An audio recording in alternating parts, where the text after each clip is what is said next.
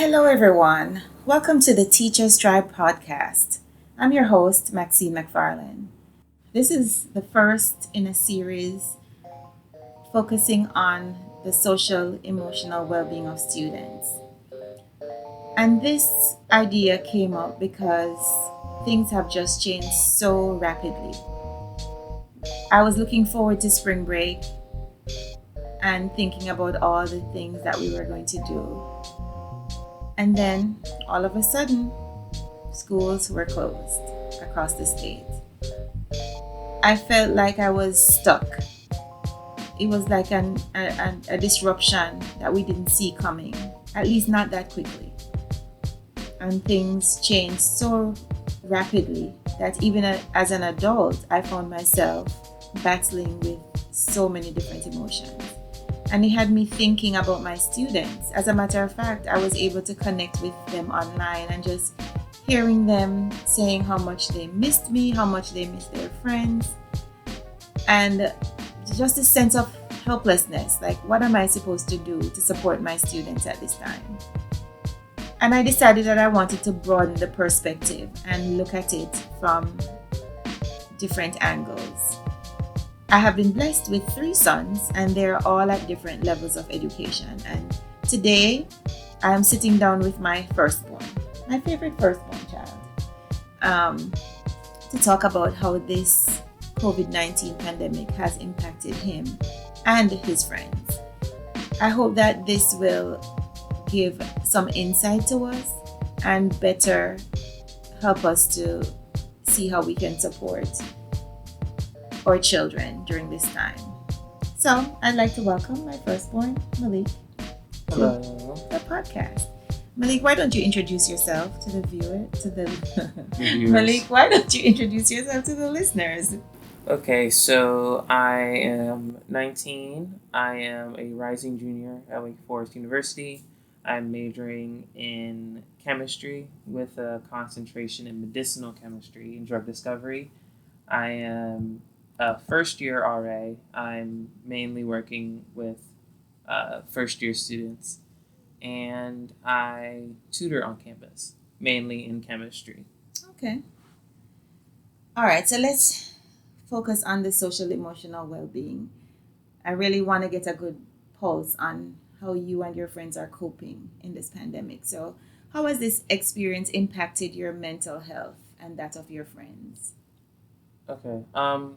The biggest thing that has been difficult about this transition into uh, COVID-19 and quarantine and all the things like that is that our courses have moved online, and the way that our professors are switching to online makes it, I'd say, more difficult to learn, because depending on how the teachers set up their classes, they can be synchronous with the time that we would be on campus. If I have a 10 o'clock class, I'll still be meeting on Zoom or WebEx or wherever at that time. But some of my classes are asynchronous, so it's just finish this by this certain date and that's it. And Wake prides itself on being like a residential, and professors are teaching their whole classes and face-to-face contact and all that stuff. So it definitely was a bit of a transition for both the students and the professors to try and go to an environment where that can't be the case anymore. And as a result, it definitely feels like the work that we're doing now that I'm home is more than the work that I would be doing if I were on campus. And as a result, it can lead to me getting a little bit stressed about it. There were definitely peaks around when exams would come around where I'd get really stressed. And I can just imagine that your friends are not all within the same time zone. Exactly. So one of my friends lives in Minnesota, and she's an hour behind, which isn't as bad for her.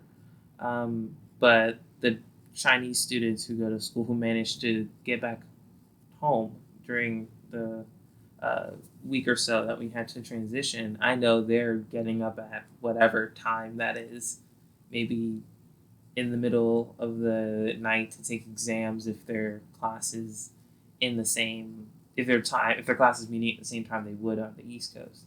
So it that can be stressful. I know some of my closest friends are just getting really stressed out over the fact that there's so much to do and it feels like there's less time to do it because the stuff that we would be doing during class time has to be done outside of it along with the stuff that would already be happening outside of class.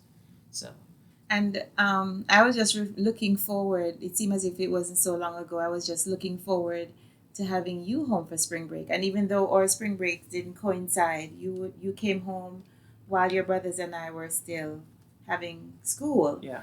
But we were just expecting you to be home for a week, and then you were to go back. And before we knew it, there was the email saying, okay, you get an extra week of spring break. I was still happy about that. Mm-hmm. I didn't mind having you home for 2 weeks instead of one.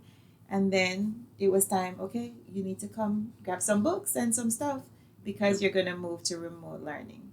So even though I am thankful that we're all under the same roof and you're home and all of that, I can see you going through the challenges because I'm here trying to be online with my students, and you're trying to be in a live class with your professors and all of that. And then your two brothers are also in school. Yeah, it makes things difficult, especially because I haven't had to learn in this environment at home in 2 years because I'm on campus. So I adapted my learning to being on campus. Maybe I go to chemistry building or the library to study, or I rarely studied in my room, but I had more options. But now that I'm at home, there's really only two places I can study: my room or in the dining room, which is essentially attached to the kitchen. And if someone's in the kitchen while I'm trying to do work, I'm getting background noise. If, like you said, if you're having your morning meeting with your kids, that's extra noise as well. The boys are also in class as well from time to time, so it makes the environment isn't as conducive to learning. And then I'm also still trying to adjust with having to learn in an environment that I haven't been in for 2 years consistently. And when I am here, I'm not learning.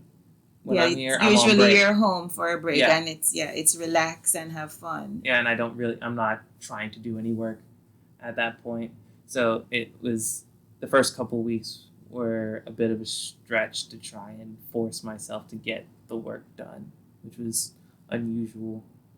Yeah, so I know now we've kind of settled into a routine. It's still a juggling act in some respects, but you've really been handling it well. Adjusting, and I know it still has its impact, and I'm happy we're able to talk about that today. But let's shift gears a little bit into relationships. What are your relationships like now compared with how they were during the first semester?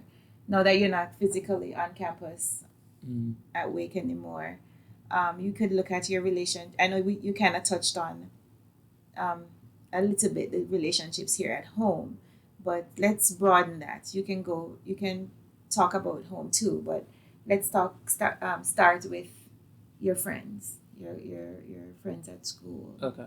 I think, ironically, I think we've become my close friend group has become even closer now that we're absent from each other.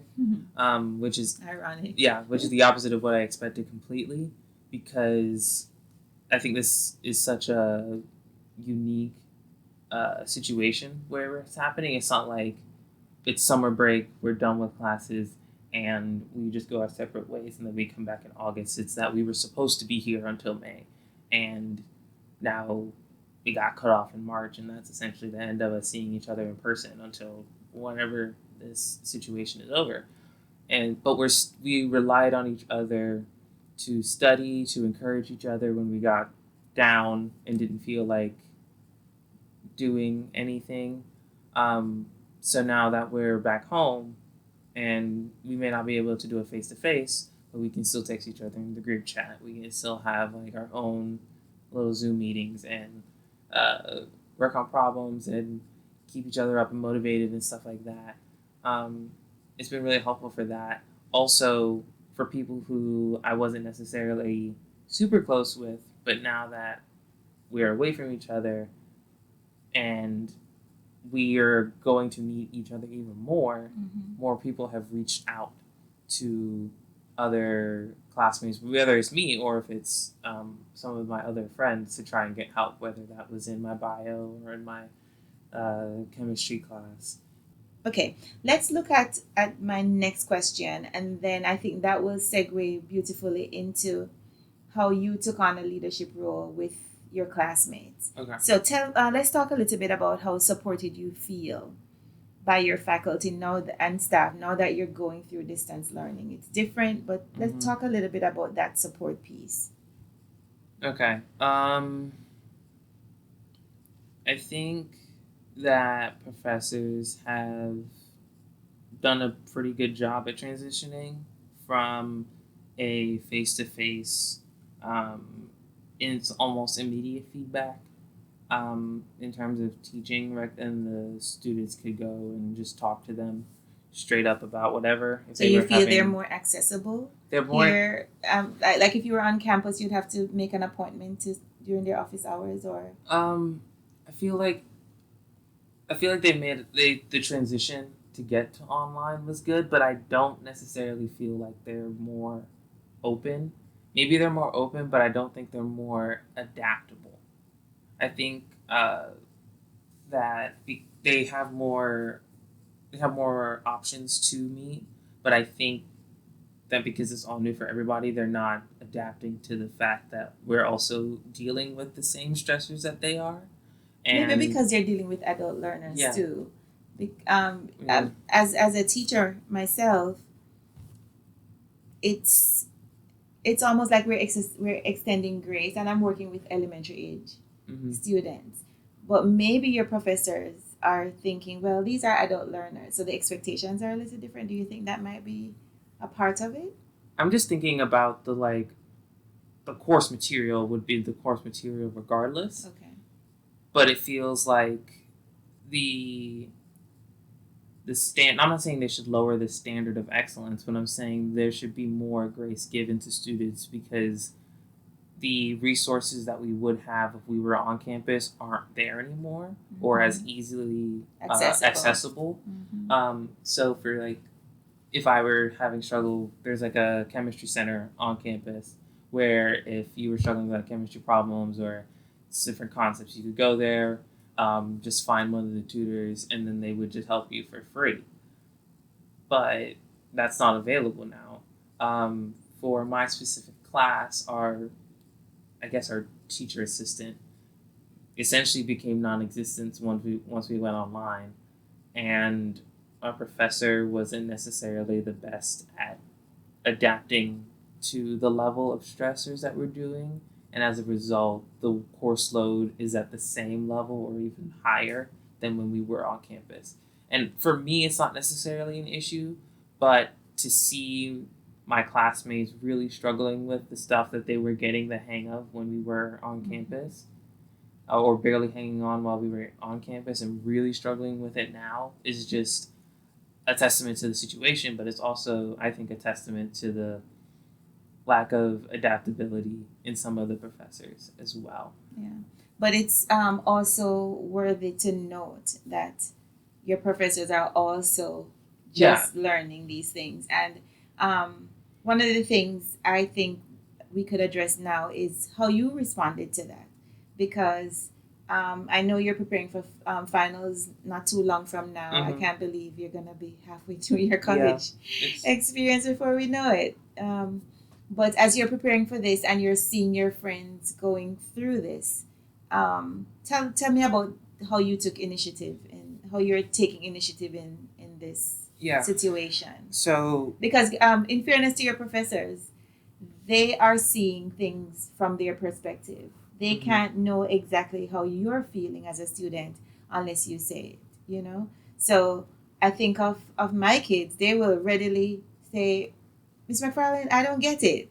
So in the same way, what kind of initiative are you taking? Yeah, I wanna clear up one thing that you were saying. I think the only reason why I am as vocal about my, I guess, for lack of a better word, displeasure with the way that the professors are working is only because we have the ability to um, explain to the professors, like outside of office hours or even emailing them that, like, hey, I've had people who told me that they've emailed professors saying it definitely feels a little bit more rushed. We already lost a week from that extra week for spring break.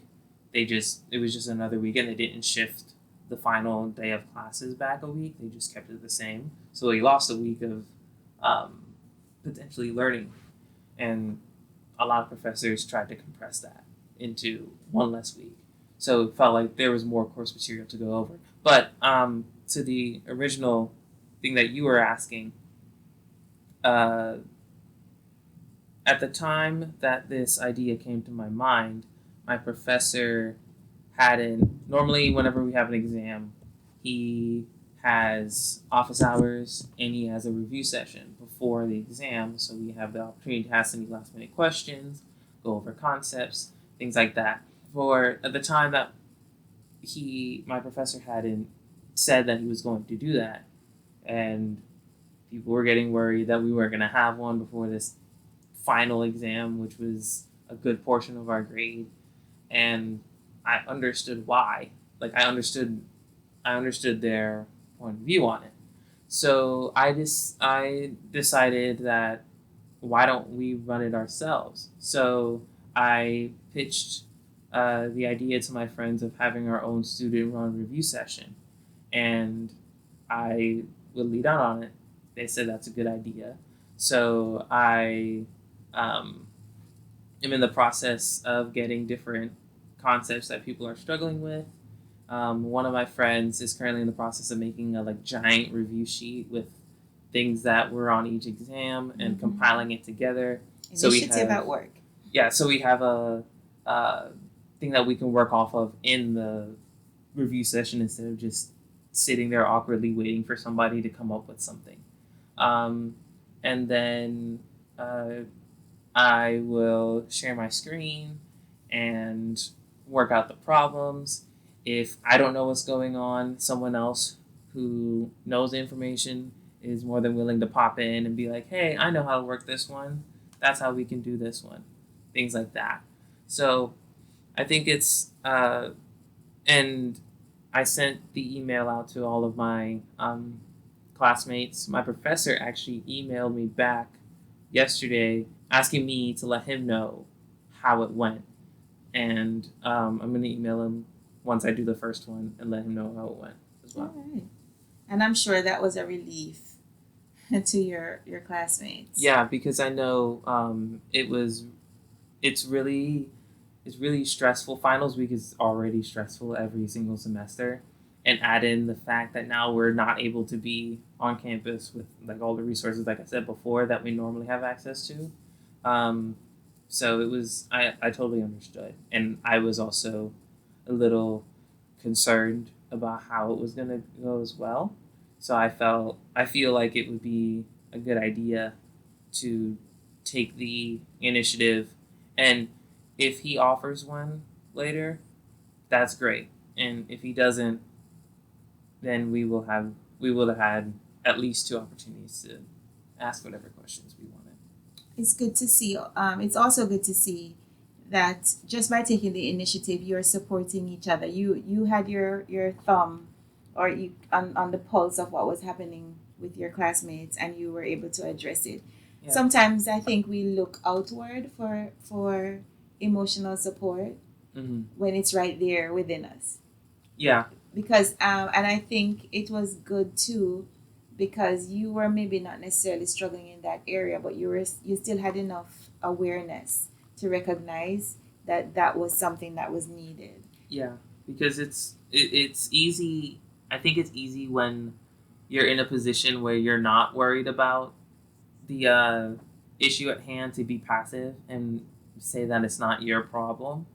Um, but I always see it as you don't have anything to lose in this situation, especially when it comes to something like academics. For me, is like if I know the information and there's somebody that doesn't know the information, I'm not going to lose anything if I share what I know with them.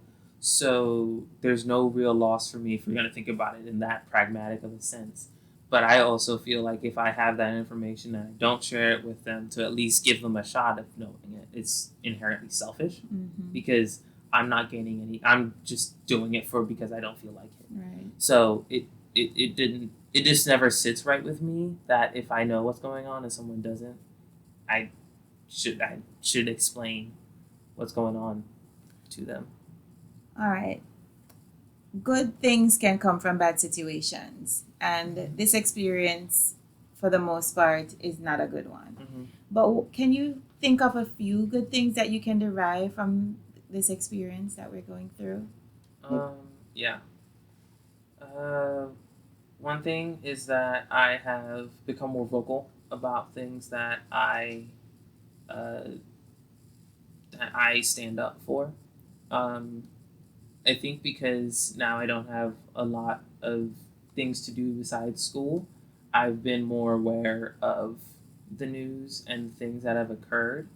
So I have become more vocal about whether it's about my disagreements with certain policies or both on campus and in the world, in the country as a whole.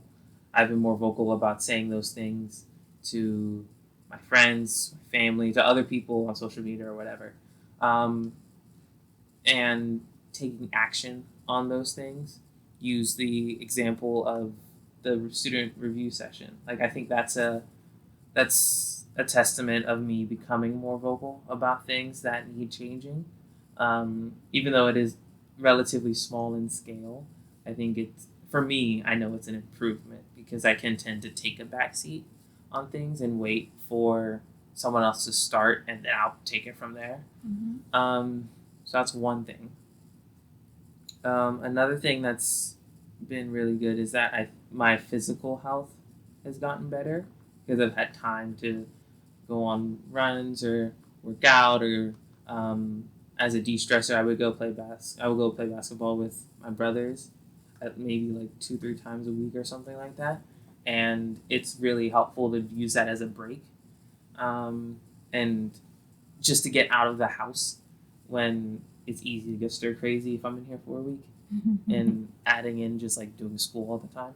What would be your final word of encouragement for your peers going through this situation? I think that if you can make it, I think that's one thing I could say is that if you can make it through this, whatever difficulties you go through next are going to pale in comparison to this. I guess this is going to be something that we will be able to tell generations from now that we survived the pandemic, and not everything, but a lot of things that we'll go through here on afterwards will just be easier to go through because we've gone through this and made it through it successfully. And the level of successes can be defined in a bunch of ways, but whether that's you're looking at your GPA and you got this GPA despite the fact that you weren't on campus and didn't have all the resources you wanted, or you restored relationships or made relationships stronger despite not having the ability to be face-to-face to restore them. Things like that. Just looking at those things, and if you can make it through this, then whatever other obstacles come once this subsides are going to be minuscule. Right. I hope this situation shows us how resilient we can be, and that we'll come out stronger. All right, we're going to wrap this up, Malik, but I have 3 fun questions that are not related to this COVID-19 social emotional thing. Just general questions. So, first one, what inspires or motivates you as a person? A lot of my motivation, I think, tends to be intrinsic because I'm just like, I'm very action oriented. Like if I say I'm going to get something done, I'm going to do everything in my power to get it done. Especially when it's music, if it's like medicinal related or something that is important to my identity. So I get very, very like tunnel visioned. A good example of that is when I was researching colleges, and I literally spent a whole summer just researching colleges. Drove the whole family crazy with that spreadsheet. Yeah, there are like at least 50 colleges on the spreadsheet, and like every single statistic you could possibly want on it. We remember oh so well. It was insane. Never again. In hindsight, you can see. But you know what? I was having flashbacks to earlier than that. I was thinking of when you were maybe 3 or 4, and we had a friend when we were living in Jamaica who was a radiologist.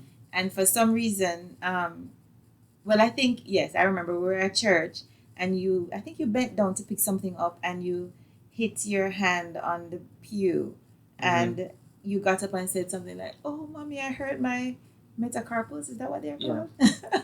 My metacarpals. And of course, her ears pricked up because that's her field. Yeah. And she said, "You hurt your metacarpals. I'm so sorry." And then she said she used that as a way to start talking to you about bones. And she said, "And what is this one? That's my patella. And what is that one?" And okay. It went on. And she went to work that following week, and she scanned the body from head to toe with all the bones and labeled them. And you were at that age, every week she would give you like a pop quiz. And you were just so focused on learning all these bones at that age. I'm like, who is this child? This is, so you have always been intrinsically motivated. Yeah. All right, next question. What's a life lesson you can share with the world? Just something in your 19 years of life that you've come to learn, and you think it's a good life lesson that you would want to share with others. I guess the no, I coined this, and I hope I'm unique in this, but the nobody did the somebody somewhere. That the success that a person may have wasn't solely their ability. It was the people that they were surrounded by that supported them throughout their journey to get to that, which leads to the idea of staying humble throughout whatever levels of success that you get. And I think that's important to remember, because it's easy to be like, oh, I'm a self-made person, and sure, you have like, it requires work on your part. But to ignore the other people that were important in your progress is just like, I think it's just bad. Like, And for somebody like you who is naturally intrinsically motivated, it could very easily have you thinking, you know what, I pull myself up by my own bootstraps. So it's really beautiful to hear you say that. Even with your self-motivated personality and all of that, you recognize that you cannot do it on your own. Yeah. All right, one last thing. This is your chance to tell me about your greatness. I know you've heard me all these years telling you about your greatness, but now, how would you like to be remembered? And I want you to keep it within the context of a college student. When college is over and your friends reflect on their relationships and experiences with you, how would you like to be remembered? I guess I would want to be remembered as somebody who knew as many people as possible, but like on a personal level. Because like, being on a campus that's relatively small, like way, it's easy to know people's faces, and because you'll see them every day. But to know key facets about people's identity enough to where they feel comfortable enough to talk to you about whatever they want is something that I think I've tried to do once I got on campus, and trying to know as many people as possible on a level that's more than just hi, how are you, small talk. Trying to get to know them on a personal level. So that'd be something I would want people to remember me by. And then also the fact that I was multifaceted, that I was able to be interested in a multitude of things and do all of them pretty well. Whether that was tutoring, whether that's leadership on campus, whether that's being in a STEM field, or making and playing music. Like that, I'm more than just this one facet of my college experience, that there's more dimensions to me. Okay. I really enjoyed this time talking to you. Mhm. It's been quite a few years since I've been in college, and you brought a fresh new perspective that I hope that the listeners, especially the adults who have children your age, Mhm. can relate to and be better able to support. So thank you for being here. You're welcome. So I have two other sons that I hope to sit down and talk with about this same issue, social emotional well-being going through this pandemic. And I hope you'll tune into that. So until next time, walk good and one love.